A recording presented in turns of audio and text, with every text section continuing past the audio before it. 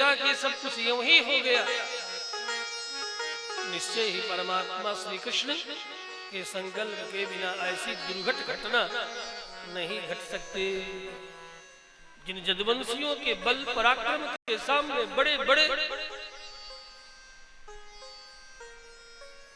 महावीर भी थर थर थर कांपा करते थे। वे आपस में ही भला वे घास से मरकट के समाप्त होते, लेकिन ये सच है वे वापस में ही मरकट के समाप्त हो गए। इसी तरह 4-5 लोग बचे होंगे।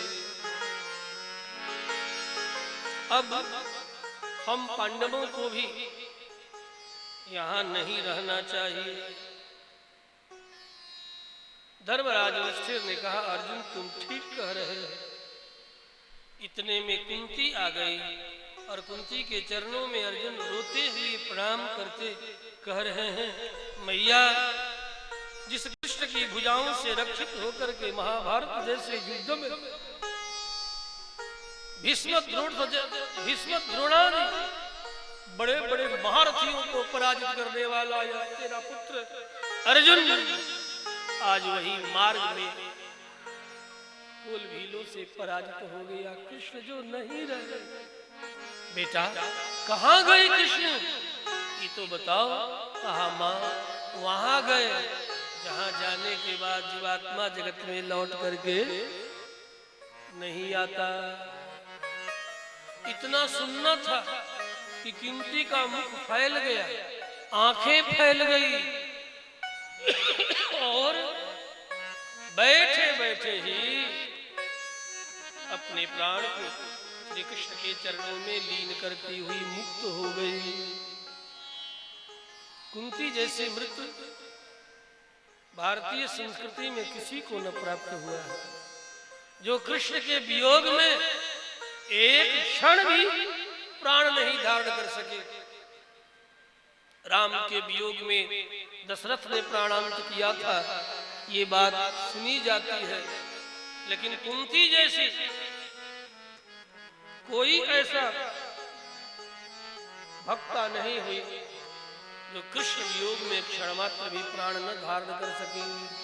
सुनना और कुंती ने प्राण का परित्याग कर दिया। जब वे न रहे तब हमारा और हमारे पुत्रों की प्रतिष्ठा न रहेगी। माँ भी चली गई। शीघ्र माँ का अंतिम संस्कार आदि संपन्न करके पांडव भी उत्तर दिशा की ओर चलने के लिए तैयार हिमालय में जाएंगे। वहीं मरखप करके समाप्त हो जाएंगे। अब राज्य नहीं करेंगे, अब नहीं रहेंगे अपने राजधानी में। कृष्ण न रहे तो कोल भीलों ने जो ऐसी दुर्दशा कर दी, क्या पता आगे अभी कौन कौन सा दिन और देखना पड़े।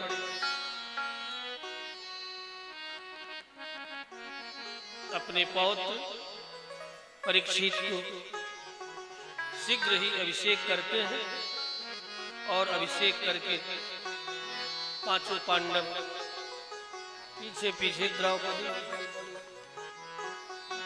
हिमालय में चले गए। क्रमशः द्रौपदी, नकुल, सहदेव, भीम, अर्जुन सब हिमालय में गलते चले जा रहे हैं। अंत में अपनी बाएं हाथ की कानी अंगुली गलाकर युधिष्ठिर अपने दिव्य धर्मराज पदवी को प्राप्त करते हैं।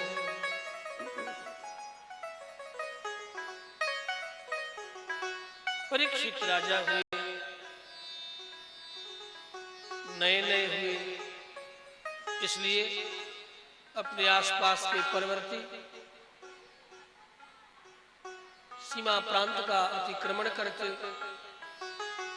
भागवत धर्म की स्थापना करते, दिग्विजय करते, पूरा पश्चिम उत्तर दक्षिण की ओर जाते और अपने साथ में जिसके द्वारा अपने पिता पितामहादि की जस कीर्ति स्थापित हो, साक्षात भगवान श्री कृष्ण और उनके भक्तों का चरित्र सबके हृदय में स्थापित हो। भारतीय पौराणिक चरित्र सारी प्रजा के हृदय में छा जाए, इसलिए जिधर जाते उधर अनेक पौराणिकों को साथ में ले जाते, कथा की व्यवस्था करते। ऐसा करते हुए कभी भद्राश्व वर्ष, कभी केतुमाल, कभी उत्तर कुरु, कभी किमपुरुष वर्ष, इस तरह पृथ्वी के सारे विभागों की ओर दिग्विजय के लिए निकलते। जहां जाते वहां श्रीमद् भागवत पुराण पौराणिकों को ले जाते। दिग्विजय करके लौटते श्रोता वक्ता सबको अनेक तरह से उपहार देकर के संतुष्ट करते। तेभ्यः परम संतुष्टः प्रीत्युद्रिम्भितलोचनः महाधनानिवासांसि ददौ हारान् महामनाः। बहुत बड़े मन वाले हैं परीक्षित, जिनकी परीक्षा माँ के पेट में ही हो गई है, जिन्होंने अपने माँ घर में ही साक्षात भगवान श्री कृष्ण का दर्शन किया है। एक दिन दिग्विजय के लिए निकले हैं, मार्ग में देख रहे हैं कि कोई काला कलूटा, खड़े खड़े बाल, छोटे छोटे हाथ, छोटे छोटे चरण, हाथ में दंड है और बार बार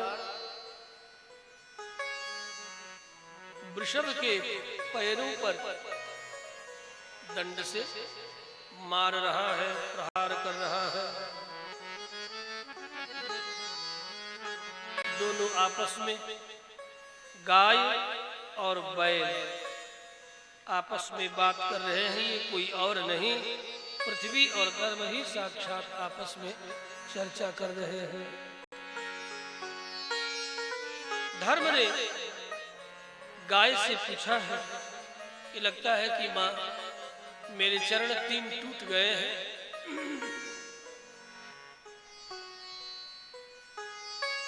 इस कली के कारण जिस दिन कृष्ण गए हैं उसी दिन कली का प्रवेश हो गया है।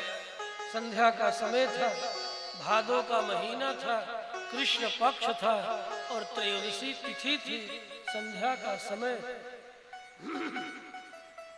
कृष्ण का गमन और कलयुग का आगमन दोनों एक साथ घटित होता है।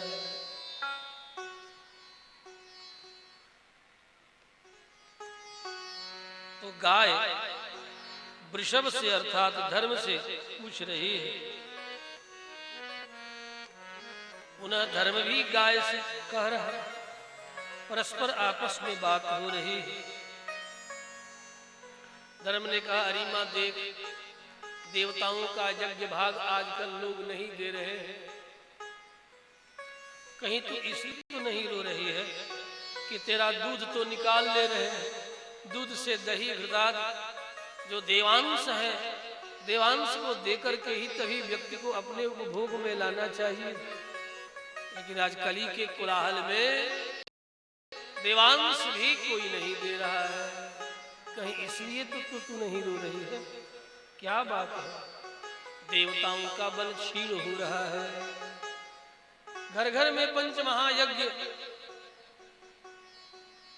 किया करते थे लोग, पंच महायज्ञों का अभाव होता चला जा रहा है। अध्यापनम ब्रह्मयज्ञम पितृयज्ञ तर्पणम दैवो होमो बलिर्भवतु त्रियज्ञो तिथि पूजनम। घर घर में इसका अभाव है। हर घर के आंगन में नित्य ही एक चूल्हे पर भोजन करने वाले बिना देवताओं की आहुति किए ओम भुस्वाहा ओम भुस्वाहा ओम स्वस्वाहा कम से कम सप्त व्याहृतियों से कम 7 आहुति किए बिना घर में कोई भोजन बालक वृद्ध और रोगी के अलावा कोई आगे भोजन नहीं करता था। अब घर घर में आहुतियां बंद हो गई। वो परंपराएं भी जाती रहे, यदि घर के पुरुष वर्ग भूल गए तो माताएं भी भोजन बनाते समय चाहे चावल का कण हो, चाहे आटे की लोई हो, उसके द्वारा भी घी में डुबो करके अग्नि में डाल देती थी। वो भी परंपराएं जब से ये चूल्हा आ गया गैस वाला, ये भी खत्म हो गया। वातावरण की शुद्धि तो होती ही थी, देवता उसे तृप्त होते थे। तो पंच महायज्ञों का अभाव हो गया। अध्यापनम ब्रह्म यज्ञ। घर घर में घर का हर व्यक्ति नहीं तो कम से कम जो ज्येष्ठ और श्रेष्ठ है वह कुछ और न पढ़े तो हनुमान चालीसा का ही 3 बार 1 बार ही सही पाठ कर लेता था, गीता ही पढ़ लिया करता था, रामायण के ही 2-4 चौपाइयां पढ़ लिया करता, लोग सुन लेते। इसको भी अध्यापन कहा गया है, ब्रह्मयज्ञ है। नित्य घर में शास्त्रों को, अपने धर्म शास्त्रों को खोल करके जो अपने शास्त्रों को नहीं देखता, नहीं पढ़ता, नहीं सुनता, उसकी संस्कृति सुरक्षित नहीं रहती। बंधुओं, अपनी संस्कृति को सुरक्षित रखने के लिए शास्त्रों को देखना, पढ़ना, सुनना बहुत जरूरी है। पंच महायज्ञ, यज्ञों में महायज्ञ है, इन सब का अभाव होता चला जा रहा है। अरे माँ, तू इसलिए तो कहीं नहीं रो रही हो। वाचम देवी ब्रह्मकुले कुकर्मणि, अथवा अनाचार सदाचार का निरंतर लोप हो रहा है। जो आचार भारतीय प्रजा का प्रथम धर्म था, आचारः प्रथमो धर्मः अथवा आचारः प्रभवो धर्मः। धर्म उत्पन्न भी होता है आचार से, और आचार ही प्रथम धर्म है। आचार का मतलब, आचार खाए हो सब की नहीं? रहो पूछता, आचार कैसे सुरक्षित रहता है? जब उसके प्रति सदाचार हो तब आचार सुरक्षित रहता है। और आचार यदि बिगाड़ना हो तो थोड़ा पानी वाला हाथ से छू दो उसे, तीसरे दिन भुल्ली भुअरी उजले रंग की भुर्री लग जाएंगे। और यदि शरीर अशुद्ध हो, अशुद्ध शरीर से भी उसकी छाया भी पड़ जाए तो आचार बिगड़ जाए। इसीलिए उसका नाम ही है आचार। आचार उसका इसीलिए नाम पड़ गया कि तनिक भी उसके रहन सहन देखभाल में अशुद्धि हुई नहीं। तो मुझे याद है कि मेरी दादी 10 वर्षों की आचार रखती थी घर में। मेरी दादी, मैं अपनी दादी की बात कर रहा, मैं 10 वर्ष पुराना आचार खाया, और वो भी लाल मिर्च वाला। लाल मिर्च वाला आम का, आमड़ा का, 10 वर्ष पुराना। ओ इतने मोटे काष्ठ वाले संदूक में, इस पर की पीतल के वो जड़े हुए थे, कोई बैठ नहीं सकता था उस पर। वो कांटे उस पर निकले हुए रहते थे, पीतल के फूलदार सुंदर सुंदर। ओ इतना मोटा ताला मार करके आचार।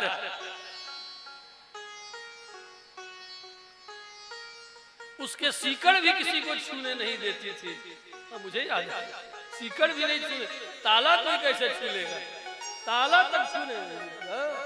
चाबी भी बंद करे कुटी रखी थी, उसी पर टांग देती। एक बार 3 बार हाथ धोती तो चाबी उतारती थी।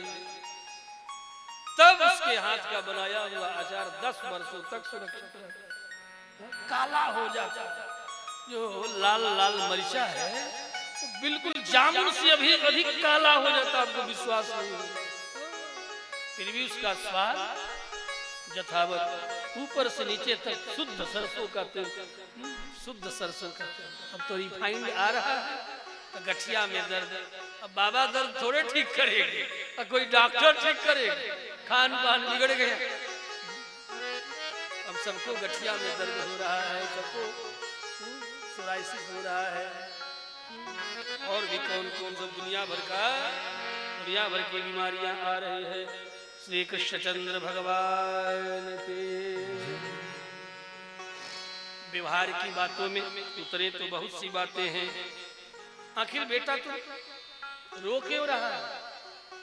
धर्म ने कहा तू अपनी बात कह मैया, मेरी बात छोड़। मेरे तो 3 टंगरी, मेरे तो 3 टांग टूट गए। देख रही हो कि नहीं? तो वो तो मैं देख रही हूँ। पादैर्न्यूनम शोचसि मेक पादम आत्मानं वा वृषलैर्भोक्ष्यमाणम।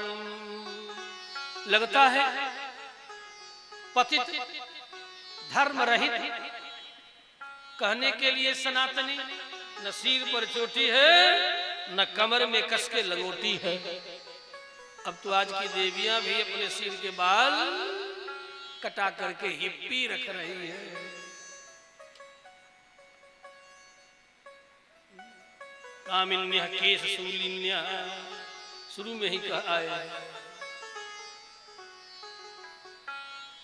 तो इसका परिणाम वृषलैर्भोक्ष्यमाणम, जो स्वधर्म का पालन छोड़ देता है उसी पर तभी परदेशियों का बल बढ़ेगा। अपने धर्म में निष्ठित हो जाए व्यक्ति, अपने क्षेत्र पर अपने धर्म पर आक्रमण करने वाले की भुजाएं तोड़ दो, ये धर्म है। तो धर्मे निधनम श्रेय, केवल मर ही मत जाओ। धर्म हिंसा धर्माय हिंसा पुनः पुनः। धर्म के लिए जरूरत पड़े तो हाथ में शास्त्र ही नहीं शस्त्र भी उठाना होगा। ये दोनों ही धर्म है। शस्त्र उठाना अधर्म नहीं है। अपने लोगों की, अपने संस्कृति की, अपने आचार विचार व्यवहार, अपने राष्ट्र की रक्षा करने के लिए शास्त्र के साथ साथ शस्त्र भी उठाना धर्म है। इसलिए हमारे यहाँ युद्ध का भी धर्म होता है और युद्ध भी अधर्म है ऐसा मान के नहीं करते। युद्ध भी धर्म युद्ध करते हैं। इसीलिए तो महाभारत हुआ धर्म क्षेत्र कुरुक्षेत्र समवेतायुत्सव।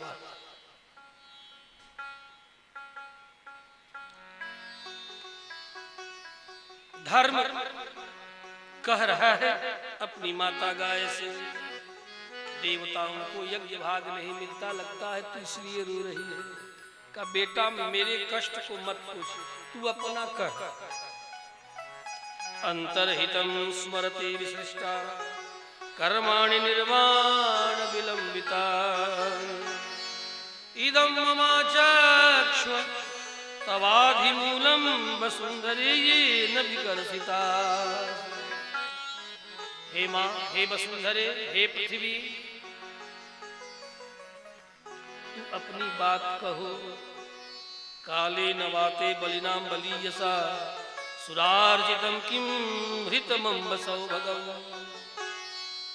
लगता है तेरे चेहरा को देख करके ऐसा प्रतीत हो रहा है कि तेरा सौभाग्य न रहा, इसीलिए तो कहीं तू नहीं रो रही है। अपने सौभाग्य के लिए तो कहीं नहीं रो रही है। बताओ, बड़े बड़े बलवान लोगों के द्वारा तुम्हारा दोहन किया जा रहा है, तुम्हारे ऊपर अधर्म किया जा रहा है।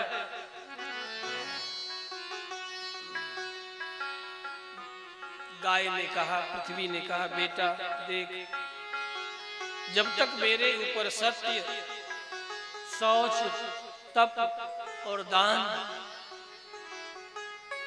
ये चारों सुरक्षित थे तब तक सब कुछ अच्छा था। भवान वेद तत्सर्वं यन्मां धर्मानुपिच्छसि।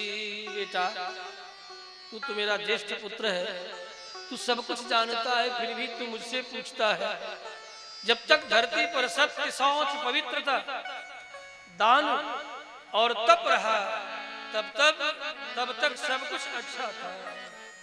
और जब से ये एक एक करके नष्ट होने लगा, वैसे वैसे हमारे दुख का कोई अब अंत नहीं है।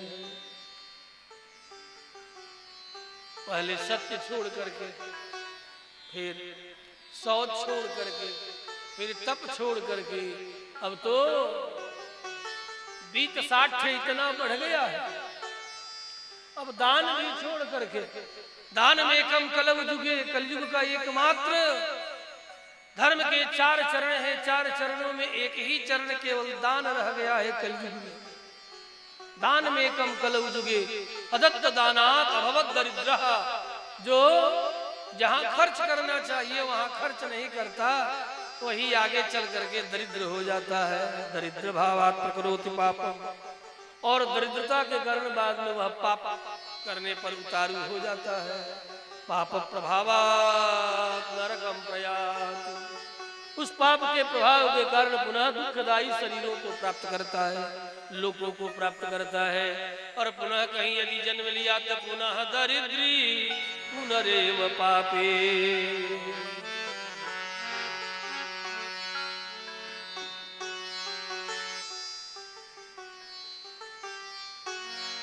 आपस में दोनों इस प्रकार बात कर रहे हैं। राजा परीक्षित देख रहे हैं, तब तक देख रहे हैं कि पुनः उस वृषभ के धर्म के चरणों पर कोई राज चिन्ह से युक्त हाथ में दंड लिया हुआ पुरुष उसके चरणों पर प्रहार कर रहा है, मार रहा है। परीक्षित चले आए निकट और उस बैल के बचे चौथे चरण पर भी प्रहार करते हुए इस राज चिन्ह युक्त पुरुष को जब देखा तो परीक्षित ने डांटा, खबरदार, तुम्हें पता नहीं युधिष्ठिर के वंशधरों के जीवित रहते गोवंश पर इस तरह अत्याचार करने वाला तू कौन है? डांट करके पूछा। देखा परीक्षित को, ये कोई और नहीं, काला कलूटा, भूरे भूरे बाल, छोटी छोटी आंखें, छोटे छोटे हाथ, छोटा छोटा पैर, पूरा शरीर ऊपर से नीचे तक काला ही काला। हाथ जोड़ लिया और कहा, मैं कली हूं, मेरा राज्य आ चुका है। भगवान कृष्ण जिस दिन गए उसी दिन से मेरा आगमन हुआ है। मैं न मारूं धर्म को, आप मुझे रहने के लिए स्थान दे दे जहां मैं आपके राज्य में रह सकूं। यत्र कुचन वत्स्यामि सार्वभौम तवाज्ञया। हे सार्वभौम सम्राट परीक्षित, आप जहां कहेंगे, जो स्थान देंगे मैं वहीं रहूंगा। लक्ष्य तत्र तत्रापि त्वामातेषु सरासनम्। मैं जहां कहीं भी जाता हूं ऐसा लगता है कि कोई मेरे पीछे तीर धनुष पर प्रत्यंचा चढ़ाए, बाण चढ़ाए मेरा पीछा कर रहा है। अतः आप जहां कहेंगे मैं वहीं रहूंगा, मुझे रहने के लिए स्थान दे दे। मैं आपके राज्य में चारों तरफ नहीं भ्रमण करूंगा। हे दया सिंधु, मुझे रहने के लिए ठीक है, मिलेगा। तो 4 स्थान परीक्षित ने विचार किया कि मेरे राज्य में ये 4 स्थल तो मिलेगा ही नहीं। कहा, देख, जहां लोग मद्यपान करें, शराब पिए, वहां जाके रह लेना। जहां लोग जुआ खेलें, द्यूत, वहां जाके रह लेना। जहां अधर्म पूर्वक स्त्रियों से बलात्कार करे, वहां जाके रहना। और जहां अपने जिह्वा की तृप्ति के लिए मांस इत्यादि का क्रय विक्रय कर्तन भंजन किया जाता हो, वहां जाकर के रहना, कसाई खाने में रहना। ये 4 स्थल तुम्हारे लिए मैं दे रहा हूं। कहा, प्रभु, ये 4 जगह तो आपके राज्य में चारों तरफ मैं दृष्टिपात कर रहा हूं, नजरें उठा उठा के देख रहा हूं, मुझे कहीं दिखाई नहीं पड़ रहा है। एक और कोई आप स्थान मुझे दे दें। पुनश्च याचमानाय जात रूपम मदात प्रभु ततो नृतम मदम कामम रजो वैरम च पंचमम। का ठीक है, 4 के अलावा एक 5वां स्थान तुझे मैं और दे रहा हूं। जिस संपत्ति में जो अधर्म पूर्वक संपत्ति कमाई गई हो स्वर्णादि, उसमें जाकर के तू निवास करना। इतने में कली सूक्ष्म रूप धारण करके और परीक्षित के सिर के मुकुट में जो मणियां थी उसी मणि में प्रवेश कर गया, मुकुट में प्रवेश कर गया और वहीं से ठहाका लगा करके हंसने लगा। रहने के लिए अपना स्थान तो दे दिया, अब इसी मुकुट में बैठा हुआ आपकी मति को भ्रष्ट करके आपके राज्य को भी मैं भ्रष्ट कर दूंगा, आपको भी।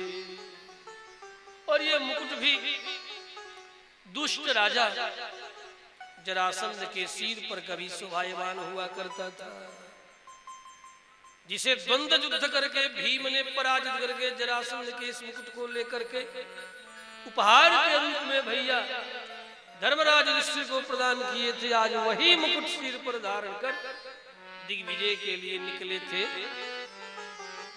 परीक्षित। अब कोई चला रहा है, इतने में इनके साथ देने वाले सैनिक पता नहीं किधर बिखर गए। दैव योग से बड़ी भूख और प्यास लगी, सैनिक ढूंढते रहे, ढूंढ न सके इन्हें। रथ भी खो गया, घोर जंगल में चलते चलते चलते एक मुनि का आश्रम देखते हैं। भूखे और प्यासे हैं, पक्षियों के उड़ने आने जाने की आवाज सुन करके, पक्षियों का कलरव सुन करके, भ्रमर का गुंजार देख करके उधर गए। देखते हैं एक मुनि का आश्रम है, आश्रम में प्रवेश कर गए और प्रवेश करके देखा मुनि एक पेड़ के नीचे चबूतरे पर पद्मासन लगा करके समाधि में लीन है। ददर्श मुनिमासीनम शांतम मिलितलोचनम। बड़ी शांत है, लेकिन प्यास से व्याकुल बार बार कह रहे हैं जलम दे, जल दे, जल दे। चक्रवर्ती सम्राट परीक्षित आपके आश्रम में भूखा और प्यासा आया हुआ है, हे मुनि मुझे जल पिलावे, जलम दे, जलम दे, इस तरह बार बार। लेकिन ये समाधि में लीन सुन न सके। बगल में एक मरा हुआ सर्प था, अपने धनुष कोट से उठाकर गले में हुंकार करके डाल दिया कि मुझे चक्रवर्ती सम्राट के द्वारा एक चुल्लू जल मांगे जाने पर भी तुम आंख बंद करके समाधि का ढोंग कर रहा है। बुद्धि बिगड़ गई कली के कारण। मरा हुआ सर्प डाल दिया, खेल रहे बालकों ने देख लिया, दौड़ करके इनके पुत्र श्रृंग जो कौशिकी के तट पर, ये घटना कहीं अन्यत्र की नहीं, इसी बिहार प्रांत की घटना है। नदी कौशिकी बिहार में, कोसी, ये कोसी नदी के तट की घटना है, बिहार प्रांतीय घटना है। बड़े ही तेजस्वी इनके पुत्र ऋषि श्रृंग, बालकों ने जाकर के कहा भैया श्रृंग, भैया श्रृंग क्या हुआ? आपके पिता के गले में मरा हुआ सर्प राजा परीक्षित डाल करके चला गया। कोई ठिठोली कर रहा है, कोई जोर जोर से चिल्ला रहा, ऐसा? हाँ, तब तो मैं छोड़ूंगा नहीं। उनके गाल फड़फड़ाने लगे, आंखें लाल लाल हो गई और कौशिकी के जल में उतर करके हाथ पैर धोया, आचमन किया, हस्त उपादों प्रक्षाल्य आचम्य बाग सर्जम बाग वज्रम विसर्ज। बाग वज्र,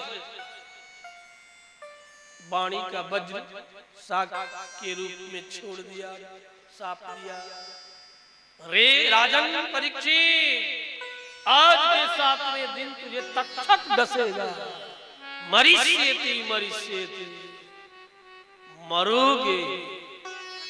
तूने हमारे पिता के साथ ऐसा अभद्र आचरण, जो किसी भी राजा के लिए उचित नहीं है। अहो अधर्म पालानाम पीवाम बलिभुजामिव स्वामिन्यघम यददासानाम द्वारपानाम सुनामिवा।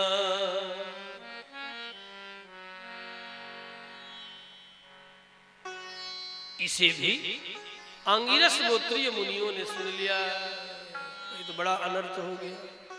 ऋषि श्रृंग का साप व्यर्थ नहीं जा सकता। भागे भागे राजा परीक्षित की राजधानी हस्तिनापुर सब आते हैं। तब तक परीक्षित आ चुके हैं। अंगिरस गोत्रीय विप्रों ने कहा, हे राजन, आप क्षमा करेंगे, मुनि समीक के पुत्र ऋषि श्रृंग ने आपको साप दिया है।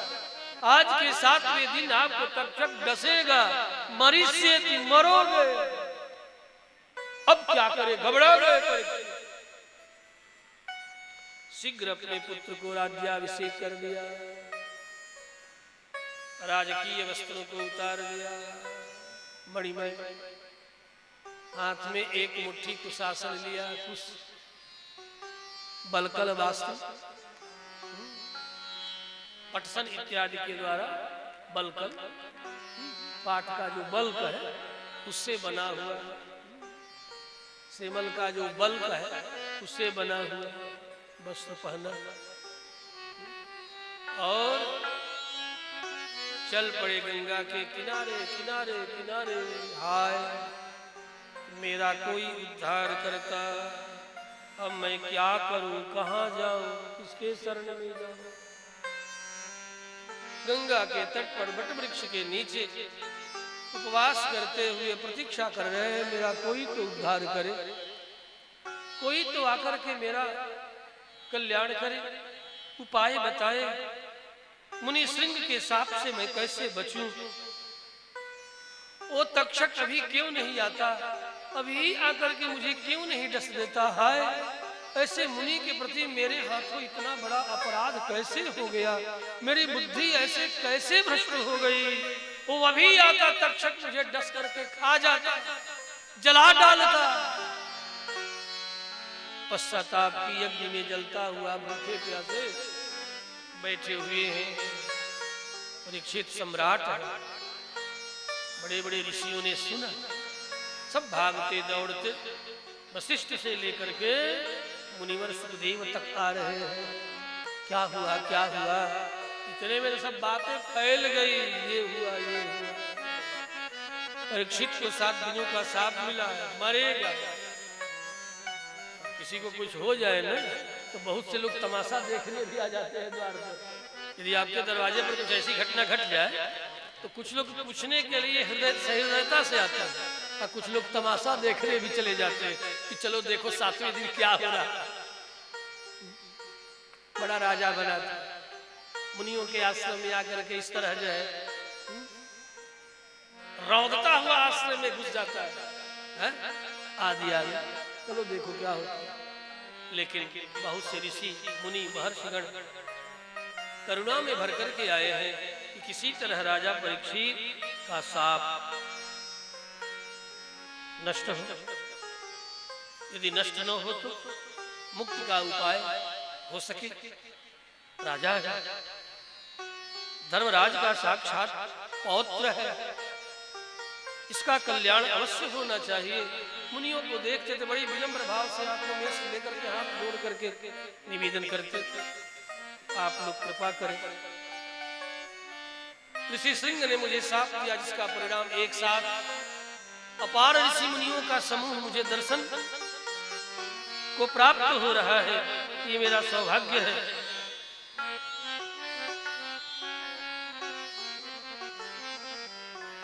मैं अब क्या करूं, मुझे क्या करना चाहिए। अहो यद्य वयं ब्रह्मन् सत्सेव्याः क्षत्रबन्धवः कृपया तिथिरूपेण भवद्भिः तीर्थकाः कृताः। आप आए, हमारा सौभाग्य। अद्य नः पितरः तृप्तः, आज मेरे पितर तृप्त हो गए। आप मुनियों का एक साथ समूह में दर्शन प्राप्त हो रहा है। हम आप सबसे पूछ रहे हैं, मैं क्या करूं। अतः पृच्छामि संसिद्धि योगिनां परमं गुरु। इतने में मुनिवर सुखदेव का भी आगमन होता है। वशिष्ठादि मुनिगण भी उपस्थित हैं। किनका किनका नाम ले, हजार हजार शिष्यों के साथ मुनिगणों की उपस्थिति हुई है।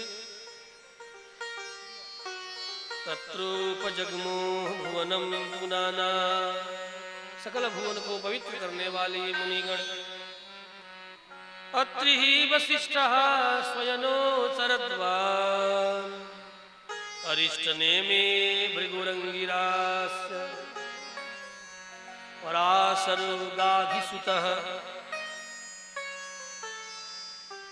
राम तत् इंद्र प्रमदेद्मबाहो। इन मुनियों का स्मरण सब आए हुए हैं। मेधातिथि आए, देवल आए, अरिष्टसेन आए, भारद्वाज आए, ऋषि गौतम आए, पिप्पलाद आए, मैत्रेय आए, अर्व आए, कवस योनि, कुंभ योनि, अगस्त आए, कृष्ण द्वैपायन आए। देवर्षि नारद की बीणा पर तान छेड़ते हुए पहुंच गए। चलो देखा जाए परीक्षित का क्या हो रहा है। जो आता सबसे एक ही बात पूछते। इतने में सर्वात्मनां म्रियमाणं सुकृत्यम् अलक्षलिंगोलि जलावतुष्टः वृद्धस्य बालैरवधूतवेषः तत्राभवत् भगवान् व्यासपुत्रो यदृक्षया गामटमानो नपेक्षा। किसी से कुछ न चाहते हुए, कमर में 4 अंगुल की लंगोटी धारण किए हुए, कुंचित केश, सुंदर भास्वर गौरवर्ण मुनिवर सुखदेव का भी आगमन होता है। सबने मुनिवर सुखदेव को देखा और देख करके ऋषि महर्षियों तक उद्यापन दे खड़े होकर सबने इन्हें आदर दिया। और आदर देने के पश्चात इन्हें दिव्यासन पर विराजमान कराया।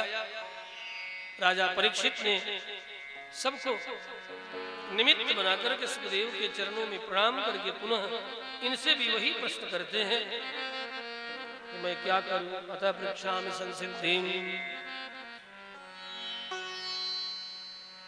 स्मर्तव्यं भजनीयं वा ब्रूहि यद्वा विपर्ययम्। किसका स्मरण करे, किसका चिंतन करे, किसका मनन करे।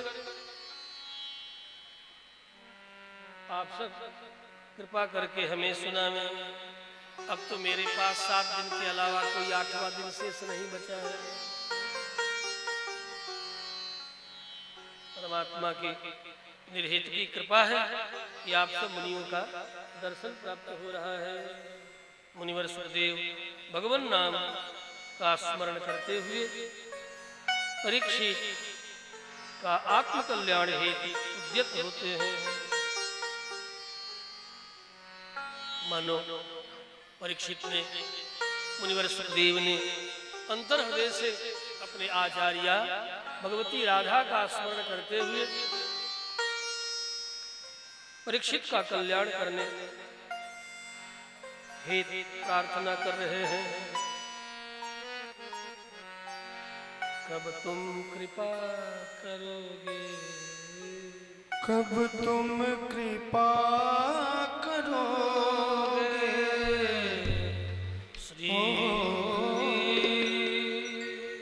कब तुम कृपा करोगे श्री राधे राधे।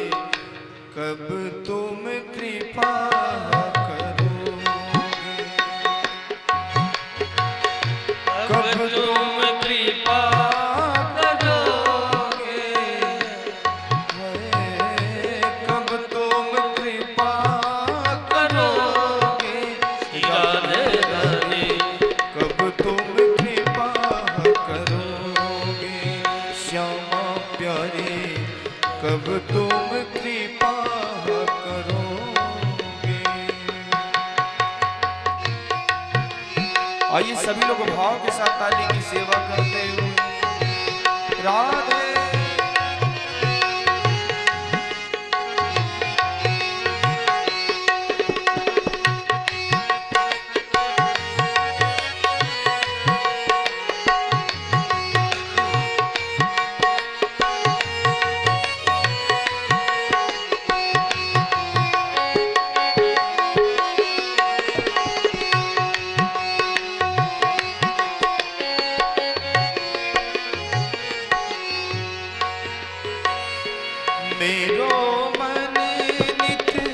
चलत कुमारग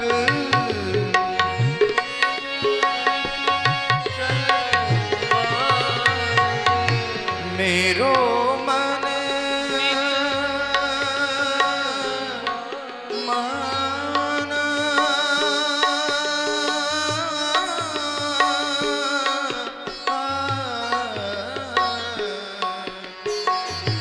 मेरो मन नित चलत कुमारग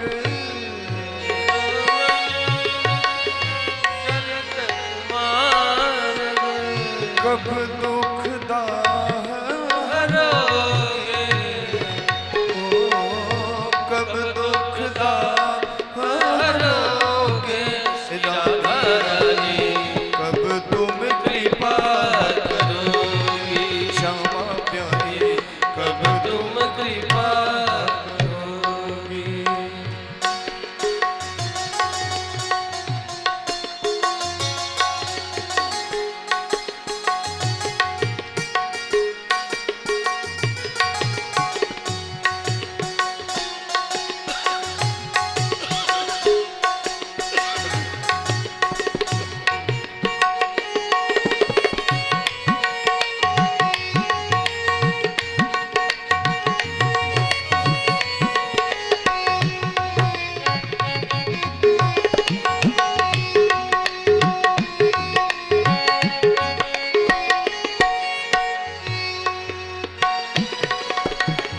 अति दुर्गम भव जाल बंध्यो है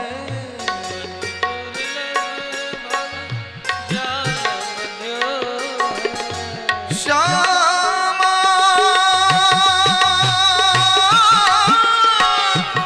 श्यामा श्यामा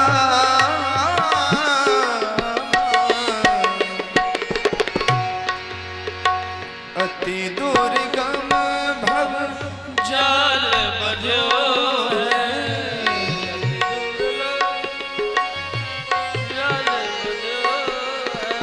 निज चरणन कब धोगे निज चरणन कब लोगे राधे राधे कब तुम कृपा करोगे श्यामा प्यारे कब तुम कृपा करोगे कब तुम कृपा करोगे कब तुम कृपा करोगे श्यामा प्यारे कब तुम कृपा करोगे राधे राधे कब तुम कृपा करोगे राधे राधे कब तुम कृपा करोगे श्यामा प्यारे कब तुम कृपा करोगे राधे राधे कब तुम कृपा करोगे श्यामा प्यारे कब तुम कृपा करोगे। सुखदेव मुनि ने कहा राजन चिंता मत करो तेरे पास तो 7 दिनों का समय है। एक राजा खट्वांग हुए देवासुर संग्राम जब जब होता तब तब जाता। एक बार देवताओं से पूछा विजय प्राप्त होने के बाद अरे देवताओं अब मैं वृद्ध हो गया हूं।